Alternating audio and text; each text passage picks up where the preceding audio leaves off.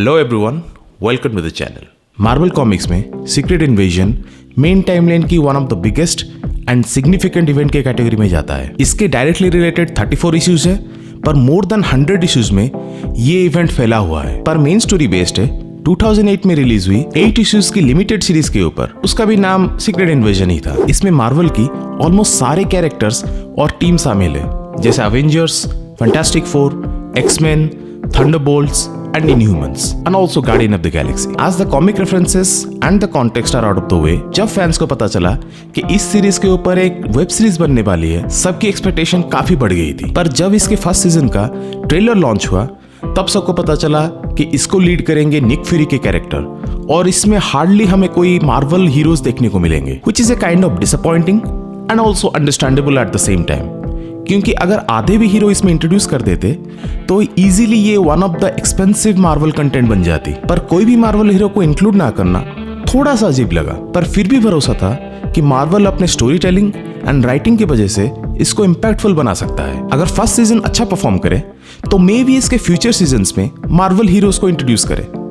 पर first season देखने के बाद मैं इस स्टोरी लाइन के फ्यूचर में इतना होपफुल नहीं हूं। So let me share my thoughts about the show, starting with the story and the plot. Story की बात करें तो वो पोस्ट इन्फिनिटी सागा के टाइमलाइन पे बेस्ड है और कोई भी करंट MCU इवेंट के साथ जुड़ा नहीं है। पर इसका ओरिजिन कैप्टन मार्वल मूवी के साथ जुड़ा हुआ है, जहां पे क्री से वॉर के बाद स्क्रॉल्स एक नए घर के तलाश में अर्थ आ जाते हैं और निक फ्यूरी उनको एक नए हैबिटेबल प्लैनेट देने का प्रॉमिस कर देते हैं, और इसके बदले में उनको यूज करते हैं स्पाइंग के लिए because of their obvious shape shifting ability. उसके बाद 30 इयर्स पास हो जाता है, पर स्क्रल्स को अपना नया प्लेनेट नहीं मिल पाता। इसीलिए ग्राविस नाम के एक स्क्रल के लीडरशिप में कुछ स्क्रल्स रिबेल बन जाते हैं और अर्थ का इन्वेजन प्लान कर देते हैं। I guess you can never trust any alien, doesn't matter how friendly they सीम।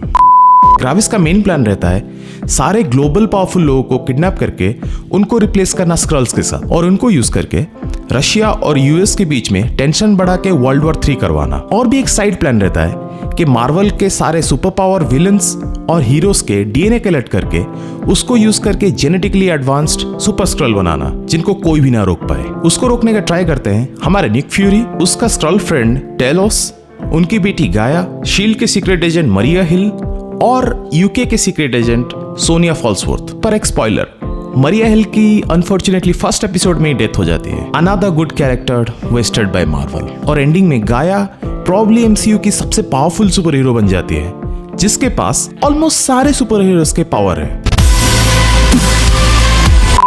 ये देखना इंटरेस्टिंग होगा कि गाया के पावर लेवल को फ्यूचर में कैसे बैलेंस करते हैं और वो बाकी हीरो के साथ कहां पे स्टैंड करती है। और जैसे एंडिंग में US प्रेसिडेंट ने पूरे स्क्रल स्पीसीज के साथ वॉर डिक्लेयर कर दिया, ये देखना भी इंटरेस्टिंग होगा कि स्क्रल्स एंड ह्यूमन का फेट क्या होगा। ओवरऑल ग्राविस अपने प्लान पे कितना सक्सेसफुल होता है और निक फ्यूरी एंड टीम उसको क्या रोक पाती है।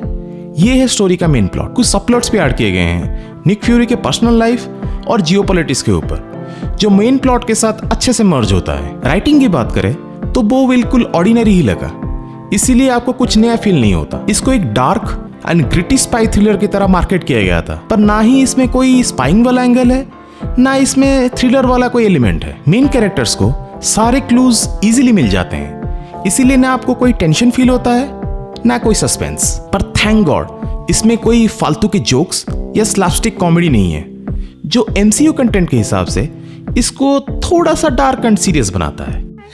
Okay.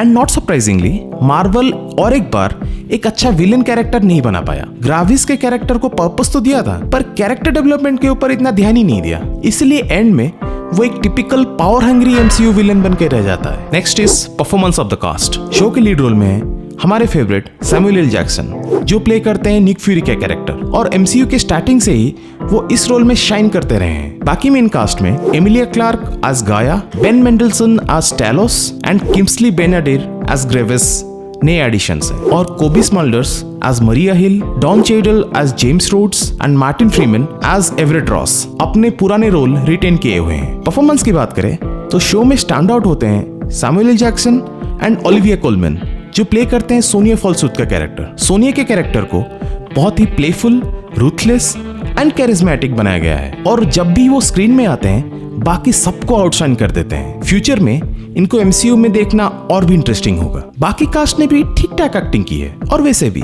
Accept for the few exceptions super hero content में एक्टिंग के ऊपर इतना कोई ध्यान नहीं देता। Coming to screen play and editing, first season में 6 एपिसोड्स हैं और इतने कम एपिसोड में स्टोरी के साथ क्रिएटर्स फुल जस्टिस नहीं कर पाए। फर्स्ट 3 एपिसोड्स का ड्यूरेशन 45 से 55 मिनट्स तक है और उसका स्क्रीन प्ले भी प्रॉपर फील होता है जो इंटरेस्ट को अच्छे से बिल्डअप करता है। पर पता नहीं क्यों लास्ट के 3 एपिसोड्स की ड्यूरेशन 30 से 35 मिनट तक बना के पूरा स्क्रीन प्ले को बिगाड़ दिया है। कम से कम सीजन फिनाले को तो ज्यादा ड्यूरेशन का बना देते, इसीलिए सीजन की एंडिंग बहुत ही रश फील होती है और वो नेचुरल फ्लो कंप्लीटली मिस हो जाता है। और एंडिंग के फाइट सीक्वेंस को तो इतना जल्दी निपटाया गया है कि क्या बताऊं। ग्राविस को इतना इजीली डिफीट होते हुए देख के मेरे दिमाग में तो यही आया, क्या गुंडा बनेगा रे तू। पर थोड़े इंटरेस्टिंग सीन्स को एनालाइज करके आपको पता चलेगा कि कितने सारे कैरेक्टर्स के डीएनए को कंबाइन करके सुपर स्क्रल्स बनाया गया है and so many different types of power they have, which is insane. और फाइनल फाइट में भी आपको बहुत सारे पावर्स के यूज देखने को मिलेगा, which makes this whole fight sequence so much satisfying. और आप अगर मेरे जैसे फैन हो तो हर फ्रेम में आपको पॉज करके कौन सा पावर किसका है ये देखने को जरूर मन करेगा। और मैं जितना एनालाइज कर पाया उसके हिसाब से यहाँ पे ग्राविस एक्टिवेट करता है उसका ग्रूट आर्म और दोनों यूज करते हैं उनके एक्सट्रीमिज हीलिंग पावर। फिर ग्राविस अपने दूसरे आर्म को अबोमिनेशन आर्म से बदल देता है और गाया अपने आर्म को ट्रैक्स के आर्म के साथ बदल देती है। But I admit The VFX looks kind of funny here. Anyways, फिर गाया यूज करती है घोस्ट की सेफ शिफ्टिंग पावर को उड़ती हुई गाड़ी को डॉज करने के लिए। फिर ग्राविस अपने आर्म को कॉर्क के स्टोन आर्म से बदल देता है और गाया अपने आर्म से फ्रॉस्ट बीट का पावर यूज करके एक आइस पियर बना देती है और दूसरे आर्म को कॉर्क के स्टोन आर्म से बदल देती है। यहाँ पे ग्राविस अपने आर्म को चेंज कर देता है इबोनिमो के आर्म के साथ और यूज करता है उसका टेलीकनेटिक पावर। फिर अपने लेग को हल्क लेग की तरह बना के मारता है एक सुपर किक। पर पता नहीं क्यों यहाँ पे उसके पैंट्स रिप्लेस हो जाते हैं हल्क के पर्पल शॉर्ट्स के साथ। Sloppy VFX spotted. फिर गाया कॉल ऑब्सिडियन के आर्म को एक्टिवेट करती है और ग्रेविस भी अपने एक आर्म को कॉल ऑब्सिडियन का आर्म और दूसरे आर्म को थैनोस का आर्म बना देता है और दोनों उसके बाद अपने कैप्टन मार्वल के पावर को एक्टिवेट करके मिड एयर में फाइट करते हैं। पर गाया स्मार्टली मैंटिस का पावर यूज करके ग्राविस को सुला देता है। फिर भी इससे ग्राविस नहीं रुकता और फाइनली कैप्टन मार्वल के एनर्जी ब्लास्ट को यूज करके उसकी कहानी ही खत्म कर देती है। एडिटिंग की बात करें तो एक्शन सीक्वेंसेस में cut and action editing technique का यूज देखने को मिलता है उसको इम्पैक्टफुल बनाने के लिए। There is nothing we haven't seen before but still it feels good. बाकी शो में ऐसा कुछ एडिटिंग देखने को नहीं मिलता जो स्टैंड आउट हो। Coming to cinematography and effects, there is nothing special in terms of cinematography क्योंकि कोई एक्शन सीक्वेंसेस में कहीं पे भी कंटिन्यूस शॉट्स देखने को नहीं मिलता। वो इतना रियलिस्टिक और सीमलेस फील नहीं होता। VFX की क्वालिटी बाकी सारे MCU शो से बहुत ही बेटर है और ये एक्सपेक्टेड ही था क्योंकि शो का बजट अराउंड $212 मिलियन है जो एक एवरेज हॉलीवुड मूवी से भी बहुत ज्यादा है। पर सारे VFX फाइनल फाइट में सुपर स्क्रल्स के पावर को दिखाने के लिए है जो मुश्किल से 2 से 3 मिनट तक ही लास्ट करता है और सारे VFX फाइनल फाइट में ही यूज हुआ है सुपर स्क्रल्स के पावर को दिखाने के लिए। पर मुश्किल से वो 2 से 3 मिनट तक ही रहता है और वहां पे भी कुछ VFX के इश्यूज हैं जो मैंने पहले मेंशन किया। पर ये छोड़ के बाकी कोई अच्छा VFX देखने को नहीं मिलता। Coming to audio and others, show में म्यूजिक का अच्छा यूज हुआ है जो सीन्स के टेंशन को और भी ज्यादा बढ़ाती है, which I think it's a common thing in all MCU content. बाकी चीजों की बात करो तो शायद मुझे ही लगा हो पर स्क्रल्स के मेकअप क्लोजअप सीन में थोड़े से फीका लगते हैं। ऐसे तो अच्छे हैं पर $212 मिलियन के हिसाब से थोड़े बेटर हो सकते थे। So my final verdict will be I will give it 2.5 star out of 5। 1 star performance of the cast के लिए क्योंकि सबने अच्छा परफॉर्म किया और 1 स्टार इसको टिपिकल मार्वल कंटेंट की तरह नहीं बना के थोड़ा सीरियस रखने के लिए जो इसके जॉनरा के साथ जस्टिस करता है और 1/2 स्टार अच्छे VFX के लिए जो फाइनल फाइट को ज्यादा इंपैक्टफुल बनाता है। So my final thoughts will be it can be one time watch.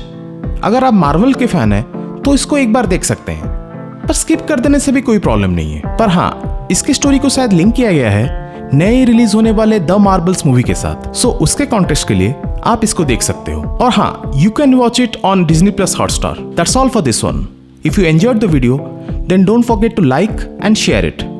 And if you watched the show, don't forget to share your thoughts in the comment section. I'll see you in the next one. Bye.